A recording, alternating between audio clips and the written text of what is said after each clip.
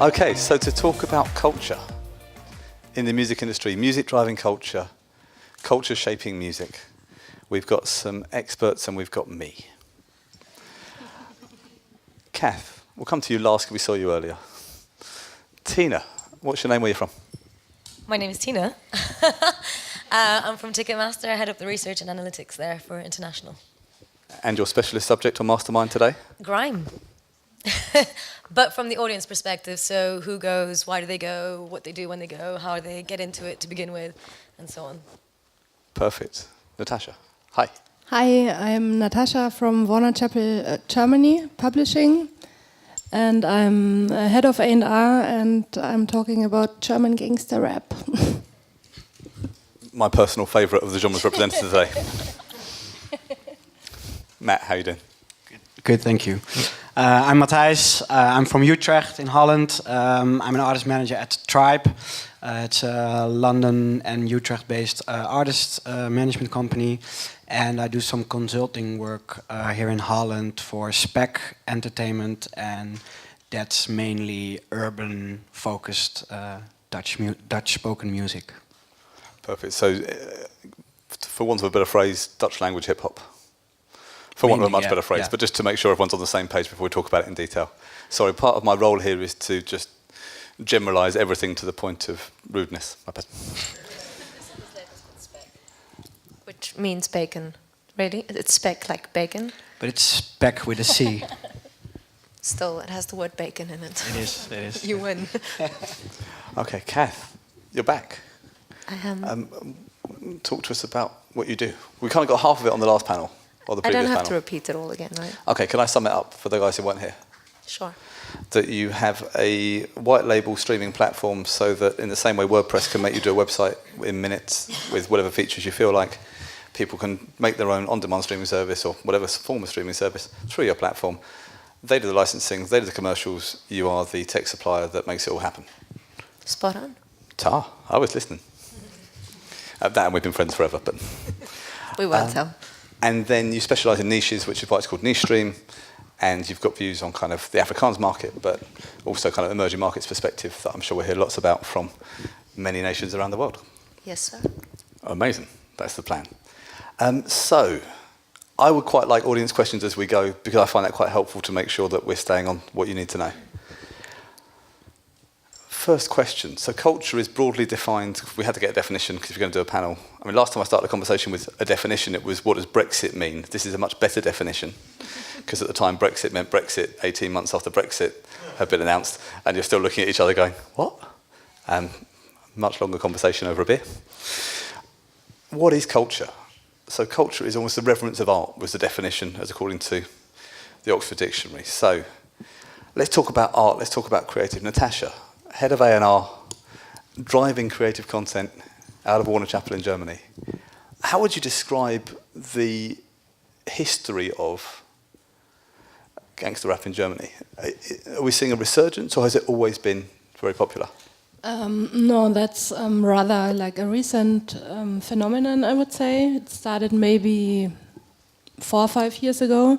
Before that, I mean, we always had a hip-hop scene like in every country, but it was more what I call like a student hip-hop scene. And due to this change in Germany, like this immigrant phenomenon, what's happening, the whole music landscape changed. And I think it started like 4 years ago, and we were like the first publisher who started to do deals with rappers because they were like totally ignored in the mainstream.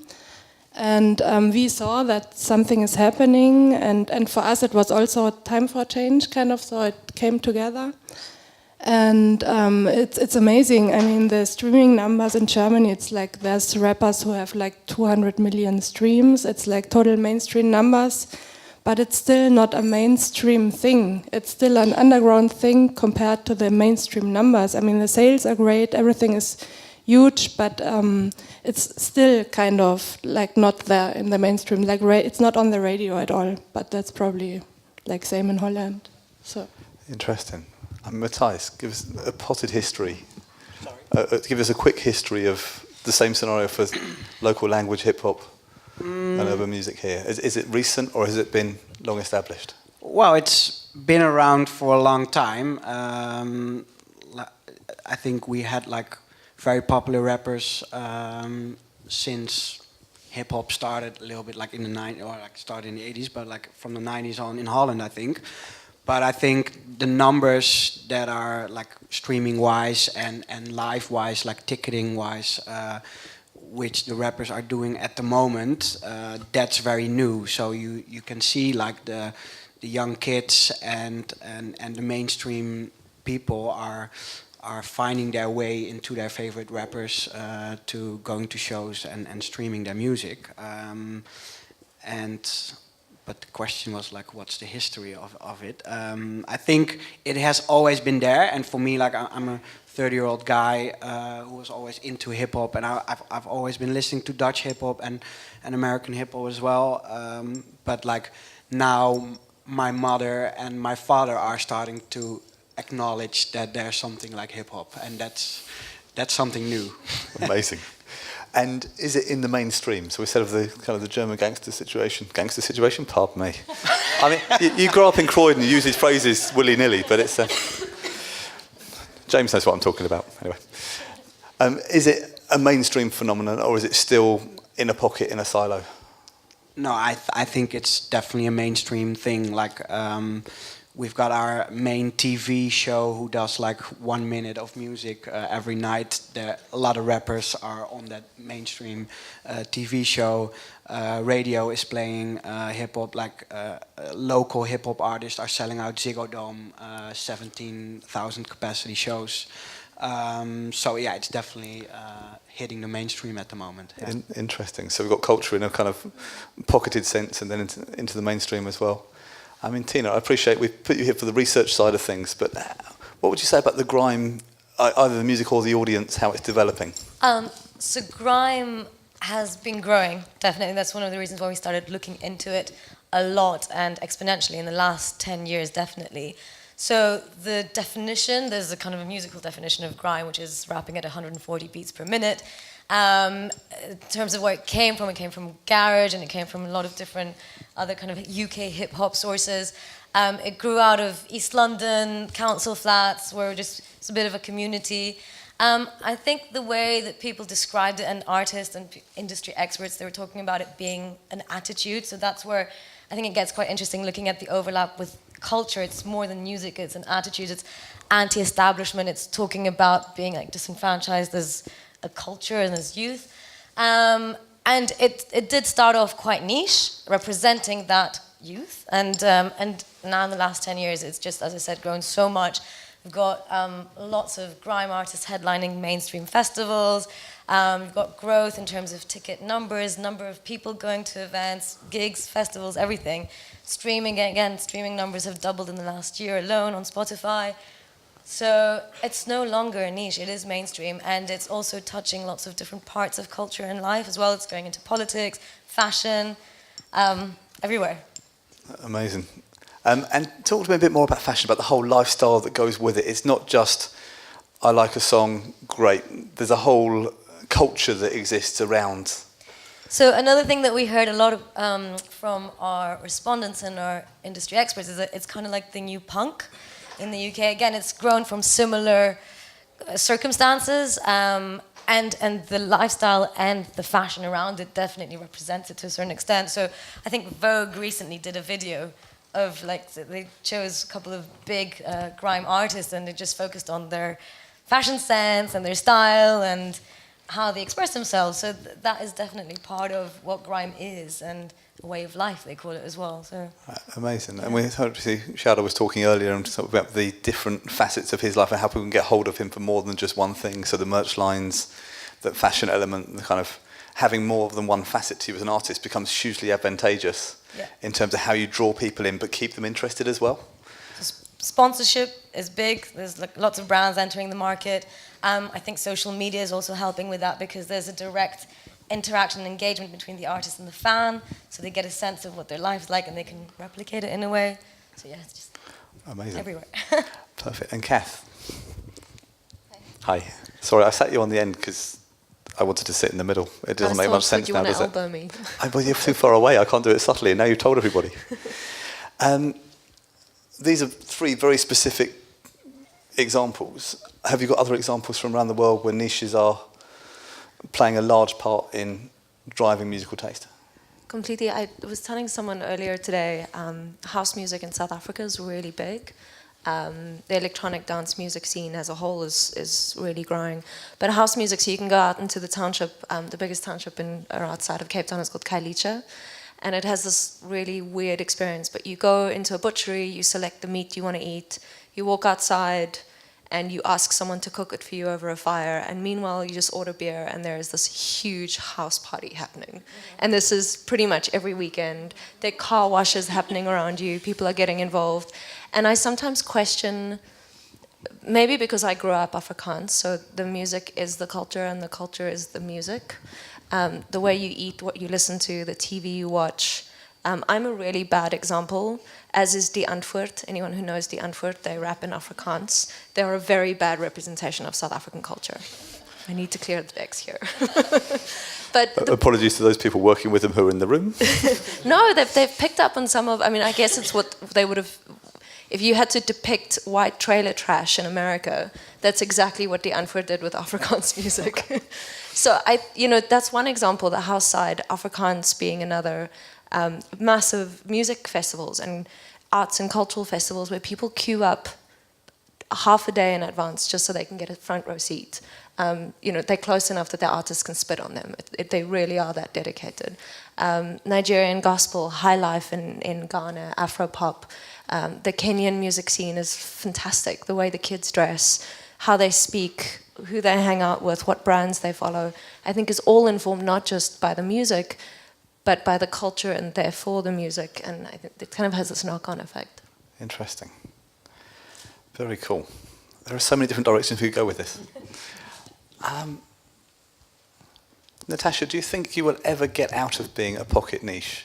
And if you were to, would it add value or devalue the experience? We are working very hard on getting out of this niche, and of course, I mean, you can see like baby steps here and there, like the mainstream pop world is approaching like us for features, like rappers should feature like pop songs, because I mean they realize what's going on there and they want to have this young audience, like this is a streaming audience. And Germany is still very strong physical market. It's like 60-40, 50-50. So this is the physical market is fading away, and they want to have like the streaming kits. So yeah, it's happening. I mean, I'm surprised that it's so different, like in Holland and in the UK. So it's still a way to go. But I mean, what you said, culture, the whole cultural change, you can see that the fashion is changing, like the big logos are back, like all the status symbols are back, and in Germany, the rap scene, that's maybe also a little bit different. It's a Muslim thing, more or less. It's like lots of like Muslim rappers compared to the US, where it's like only DJ Khaled. That's interesting, right? So it's a lot of logos around, and like social media is crazy because nobody wanted to work with those kids, so they did everything on their own. And this is great to see, and everybody now has a lot of respect for this achievement. So yeah, I mean, it's happening for sure.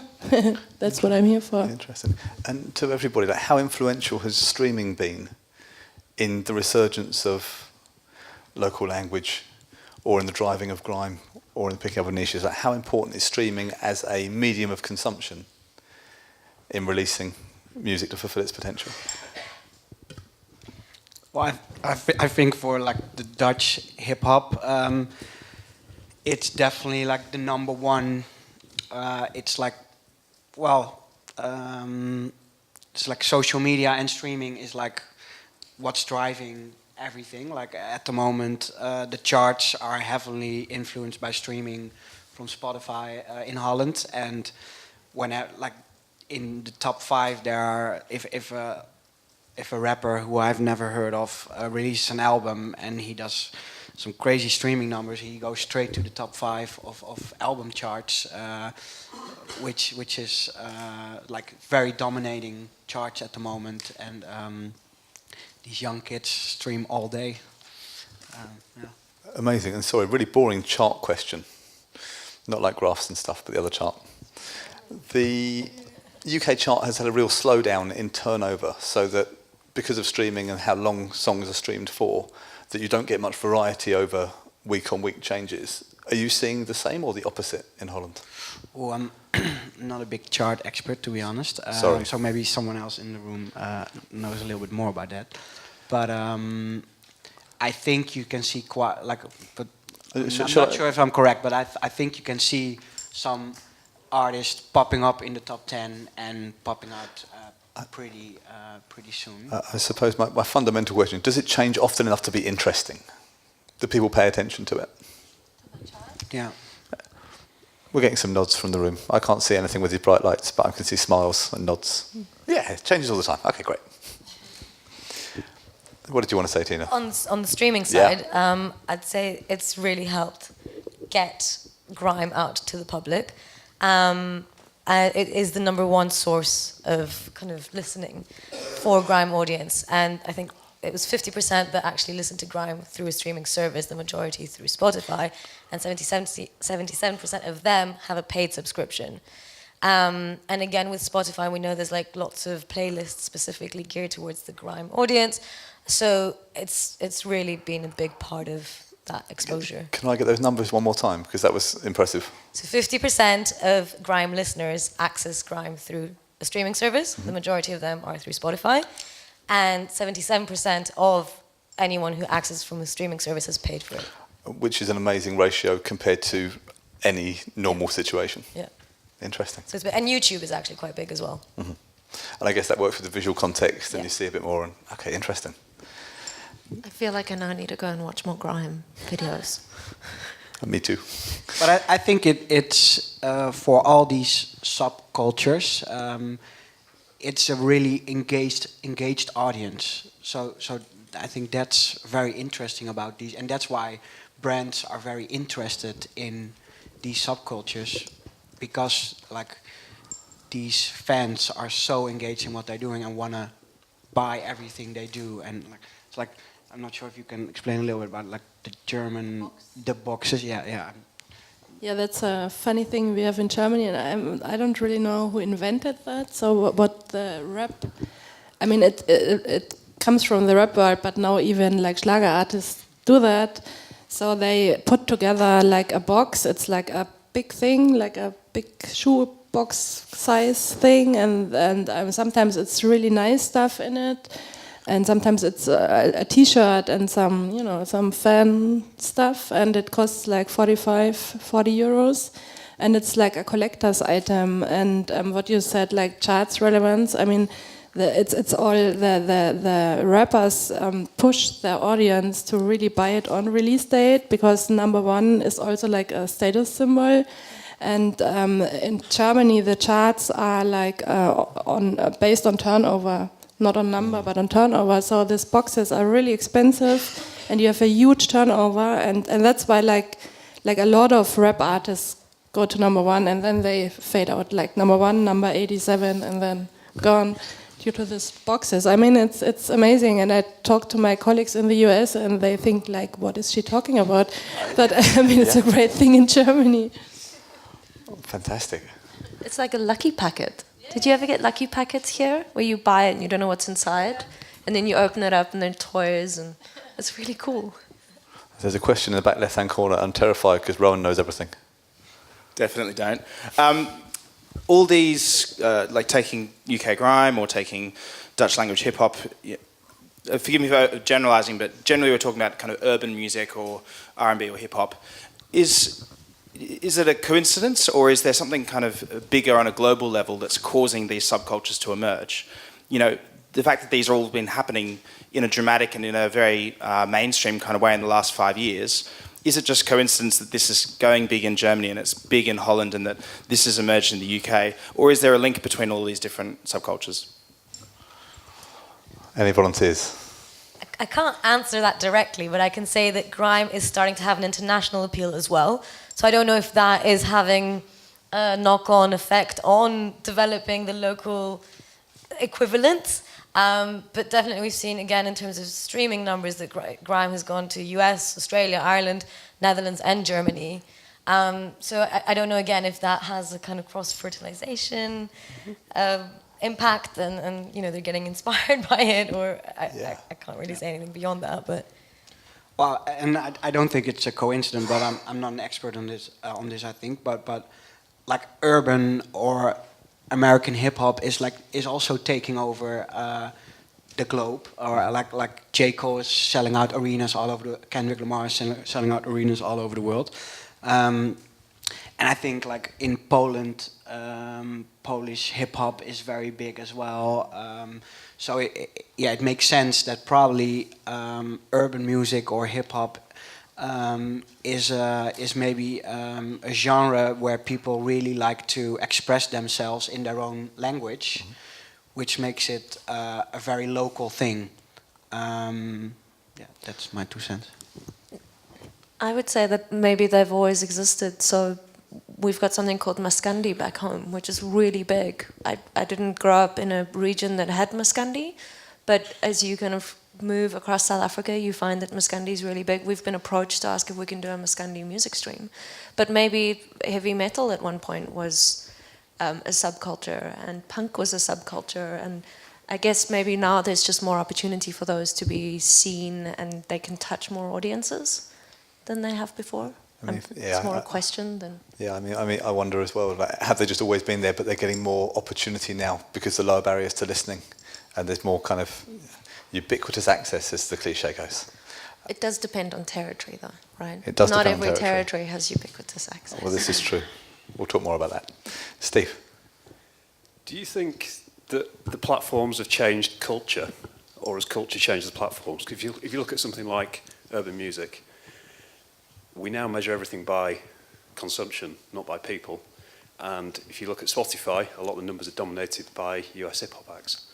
So if you're a UK grime artist and you put a new single out and you get 1 million streams in a week, that's a massive achievement. But if you're a US hip-hop artist, you can easily do 100 million. And that then permeates into every other territory just because of the dominance of the number of streams it's doing. Okay, so does the way the platforms profile music have a negative effect on the smaller cultures around the world? So does the dominance of one, which therefore gets all the network effects of being massively elevated, hitting all the playlists, hitting all the metrics, hitting all the algorithms, squeeze out the lesser known genres that don't have the same volume? Is that the question? Yeah, because 100,000 people listening to grime in London is massive, whereas 100 million people listening to hip-hop worldwide relatively isn't. Perfect. I know my answer, but I'm moderating. Who wants it? Give it to us anyway. It's partly what's driven the LATAM success. So the volume of people listening in LATAM across Spotify means that it's got a much better chance of hitting global charts. And to me, it becomes a threat, particularly for African music that doesn't have the same following because Spotify is less established in those markets, that if you are treating every stream as equal, and I see the argument for and against, that you need to be very careful not to negate cultures which are yet to be in a position to hit your metrics and hit those algorithms. So for me, I think the risk is the world gets more interesting as things get out of big countries, but it gets harder for smaller people to get noticed and for those unique sounds to stand out, would be my honest view. I mean, please disagree if... Well, Apple Music, so Spotify doesn't exist in South Africa yet. We have Deezer, we had Simfy, Apple Music is there, and Google's just launched. There's rumors that Spotify's coming. But Apple Music came into the market, and it's part and parcel why we're selling B2C, because we'll never have as much money as Apple has, and we're moving to a white label model. But they've come in, and if you go onto Apple's homepage in South Africa, they pretty much dominate with Afrikaans content, because they recognize that it's one of the biggest drivers of revenue and fan base. So I think that the platforms can also become smarter about tapping into the local communities and cultures that do exist, because I think that will give them more relevance. Interesting. I was just going to add something beyond streaming, that for us, what we see is it's kind of relative to the market as well. So streaming is one thing, but also live is another. And in the UK, attendance within the market is growing across the board. So yeah, obviously it's likely to get more attention if it gets big on Spotify. But in terms of ticket sales and number of events going on sale and number of customers that we're selling to, it's growing massively regardless of what's happening with US hip-hop. So it doesn't seem to be a barrier for us in the UK. Yeah, and I think it's probably the difference between when you've got finite inventory on a homepage about who's selecting that choice as opposed to the breadth of shows going on. Right? Interesting. I wanted to talk about the importance of a local scene from an artist development point of view. So I think if we talk about being harder to stand out sometimes, how important is support from a local community? We talked a little bit about kind of people who've been displaced and about the culture they bring with them and the merging of existing culture and new influences coming in. How important is that community element to building a successful artist? Well, I think if I can speak for Holland, it's very important. I think the good thing about Holland is we are a very small country with a good infrastructure, so it's very easy to get around. Even if you're not from Amsterdam or whatever, it's very easy to get here and play a show. And I think hip-hop-wise, we have a few like interesting gatekeepers who can be very important in the early stages of their career. Such as? Well, you have Grote Prijs of Holland. It's like this band competition, but they have they have singer-songwriter, rock, dance, and hip-hop. Mm-hmm. So especially like 10, 15 years ago, there was when you win the Grote Prijs hip-hop, a lot of big names have won that competition. I think it's getting a little bit less relevant, but still it's very relevant. And you have a YouTube channel that's called 101 Bars, and it's won a media prize last year, I think, or 2 years ago, and like that gets streams a lot on YouTube. So that's a lot of times a very important first step for a Dutch rapper to introduce himself to like a broader audience, and I'm sure like A&Rs look very closely to that program as well. Interesting. We've got another audience question. Any more from the panel before we do? Shouda, how are you then? Hello. First question, I guess, for Tina. You mentioned some of the areas that grime is permeating into currently. I just wanted to know, based on your metrics, where you think it might go next. And for Matthias and Natasha, just wondered how the German and Netherlands respective hip-hop is received outside of the home countries, because I'm aware of like Collega and Shinobi, but that's just because I like to find out about stuff like that, but I don't know if it is picked up outside of the countries as well. Okay, Tina first.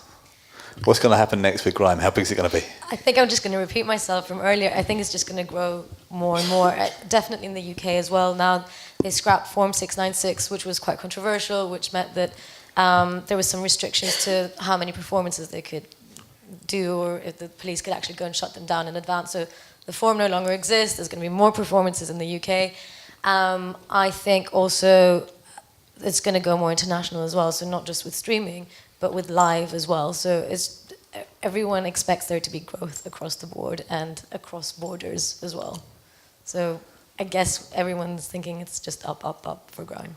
Perfect. And then question 2, are we going to see a crossover out of territory for the local language? We are hoping for like everything is possible.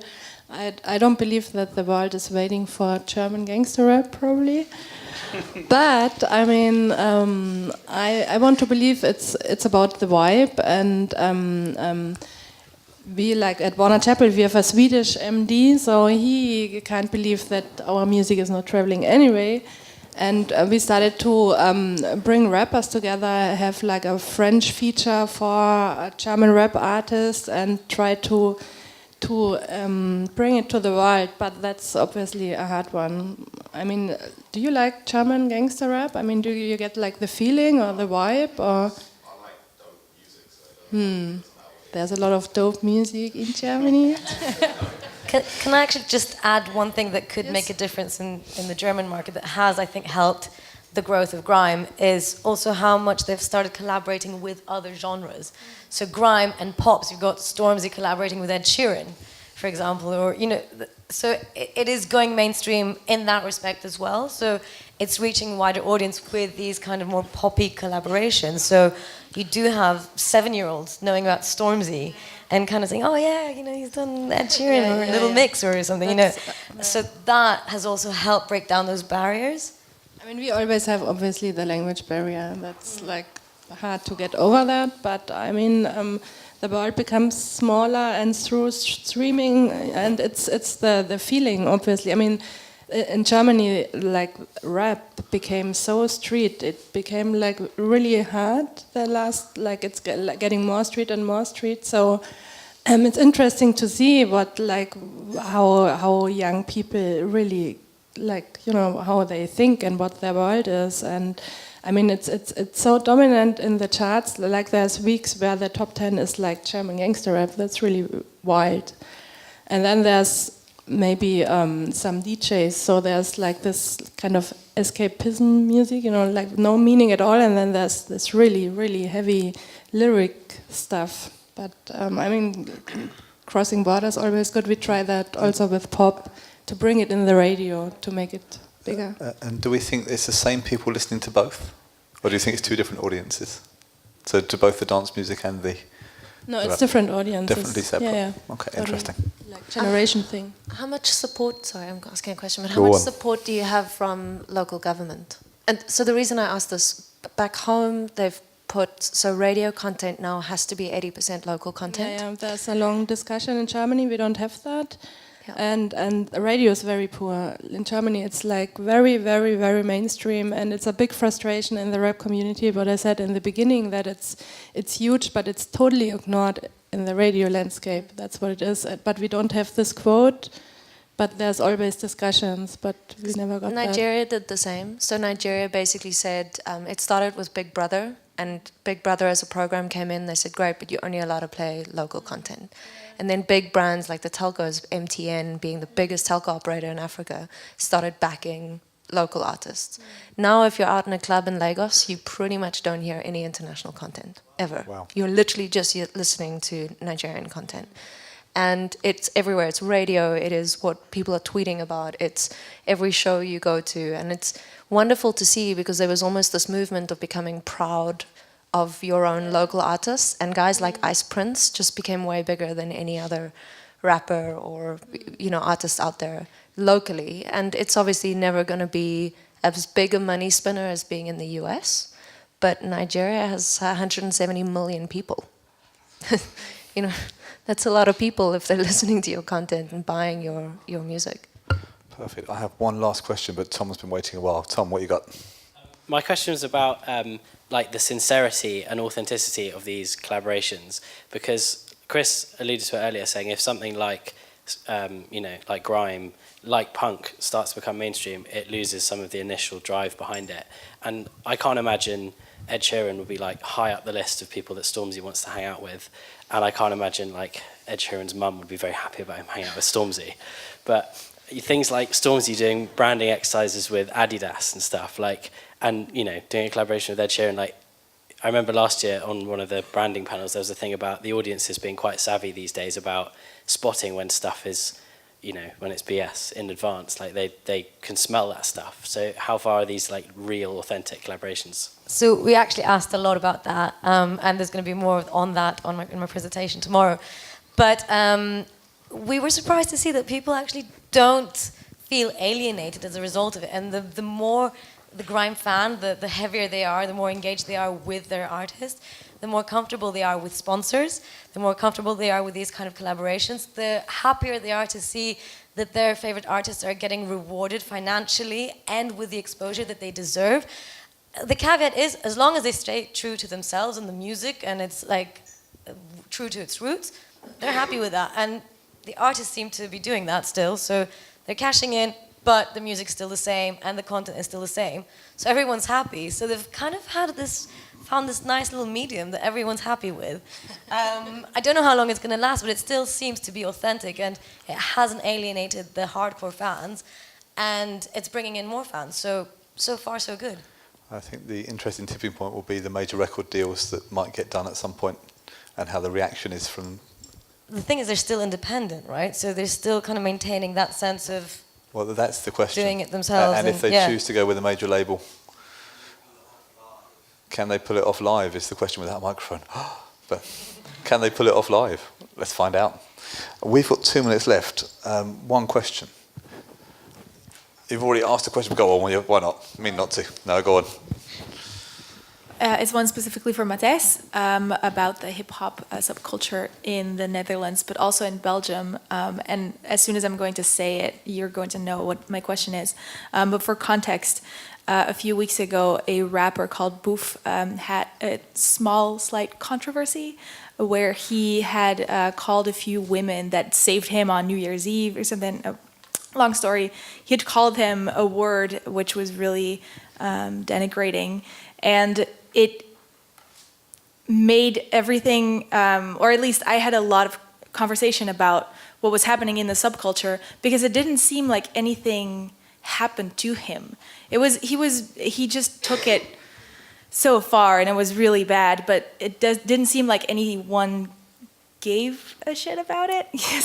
I don't know. Is that how you experience that as well in the Netherlands? Because it was a big deal in Belgium. Very big deal. Yeah. No, it's fine. No, we represent Boof as well. Oh, really? So I was on vacation that week. Lucky me. Oh, lucky you. No, I didn't get the sense that no one gave a shit. He got festivals cancelled. He got a big partnership with like a summer vacation company, which got cancelled. And there was a lot of talk about what to do with, like, of course, everyone, like, first and foremost, what he said was terrible, and I think he realized that as well. And the way he handled it and the management, I think, in hindsight, people may say, like, we could have done that a little bit better, or, yeah. Let me see what I want to say about it. But no, yeah. From the industry, I think the industry people really reacted to it, but how about the fans and the culture itself? Well, I think like there was a lot of comments on his social media from mainly women that what he was saying was not good at all. I'm not sure. I don't know the numbers in how many Instagram followers he lost or anything. But there was like, and I think it's good to have like a very broad cultural discussion about how to handle this, or like people who talk like this. But I think this should be another panel talking about this. Yeah. Thank you guys. We'll see you again in 15 minutes.